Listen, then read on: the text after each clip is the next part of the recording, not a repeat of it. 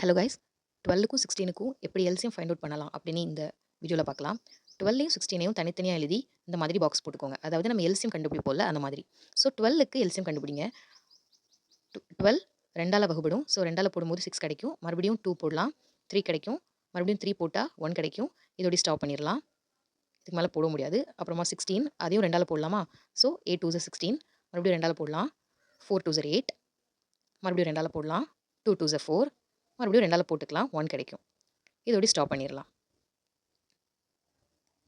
இனிமே நம்ம இந்த மாதிரி ரெண்டுக்கும் தனித்தனியாக எல்சிஎம் கண்டுபிடிச்சிருக்கோம்ல, இதை தனித்தனியாக எழுதுங்க. 12க்கு தனியாக, அதாவது இந்த லெஃப்ட் நம்ம எல்சிஎம் ஃபைண்ட் அவுட் பண்ணும்போது லெஃப்ட் சைடில் இருக்கிறத அப்படியே மல்டிப்ளை பண்ணுவோம்ல, அந்த மெத்தடில் எழுதிக்கோங்க. ஜஸ்ட் எடுத்து எழுதுங்க.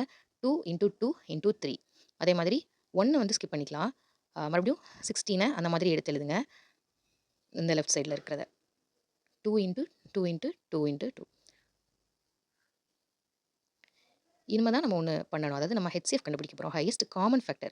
இந்த ரெண்டுலேயுமே காமனாக இருக்கிறத மட்டும் நீங்கள் பார்க்கணும். 12லையும் 16லையும் 2 2ங்கிறது காமனாக இருக்குது. அதாவது 2 தடவை 2 2ங்கிறது காமனாக இருக்குது. 12ல் 3 இருக்குது, ஆனால் 16ல் 3 இல்லை. ஸோ நம்ம அந்த 3 எடுக்கக்கூடாது. அதே மாதிரி வேறு எந்த நம்பரும் காமனாக வரல. ஸோ 12ம் 16க்கும் என்னெல்லாம் காமனாக இருக்குது?